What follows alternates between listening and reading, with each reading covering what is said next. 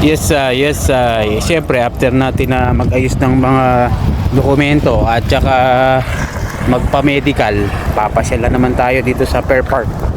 Lang naman ang papasyalan dito wala nang iba. Siyempre ito lang malapit laki ng cruise ship. The big cruise ship, Norwegian tsaka Disney Treasure. Siyempre lalapitan natin yan. At dahil nga ito lang po yung malapit na pwede kong pagpasyalan po dito po sa Tortola, kaya dito na naman po ako pupunta. Bali paulit-ulit lang naman po ako napapasyal dito tuwing ako po ay may inaayos na mga dokumento. At dahil nga itong pagbalik ko rito nakayos po ako ng aking medical. At dito nga habang naglalakad ako may nakita akong chicken manok po dyan. Yung chicken manok nga po dito hindi po pinapansin. Kumbaga mga wild po yan. Kumbaga sa amin nga po kambing. Dito naman po, chicken, manok. Di wow. Ay, wow. Diyan ba sa lugar nyo, mga bossing, sa island, na kung nasan kayo, ano bang wild dyan? Tao. Joke lang po. At ito na nga po, malapit na nga po ako dito po sa pinaka pagsiselfihan natin sa cruise ship. At habang nalakad nga po ako dito, may mini concert. Kaya naman po na videohan natin saglit at pakita ko lang po para hindi tayo makapiright.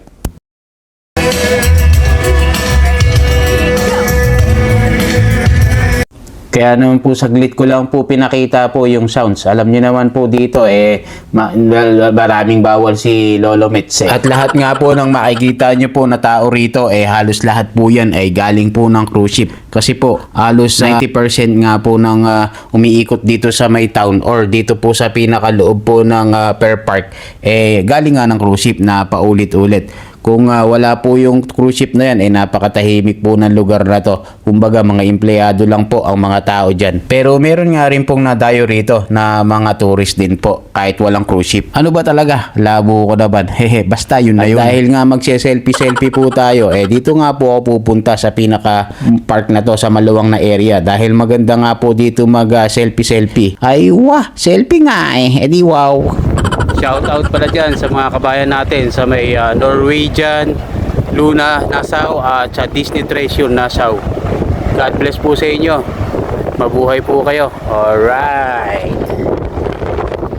At dito nga po ako nagsa-selfie noon ng mga jump shot ko. At nang ako naman po ay nagsawa, dito naman po ako sa kabila. Nagpunta sa pinaka gilid po ng barko. Dahil maganda nga rin po ang view dito. At kung nakita nyo nga po, na-zoom ko ng konti, may mga rides pa. Yung umiikot na yun, alam ko swimming pool po yun, napadulasan Talaga nga namang nakakanga itong barko pagka mas malapitan. Kaya naman ito, naisipan ko pong lapitan. At para doon naman po ako mag-selfie sa mas malapit po. Mas maganda rin po kasi yung view doon dito po sa harap po ng pinakabarko. Bala ko nga po sana pumasok doon sa may pinakaharap mismo ng barko. Kaya lang bawal hindi ako pinayagan ng gwardiya. Exclusive lang talaga sa mga empleyado. Kasi baka isipin nila sumakay ako ng barko.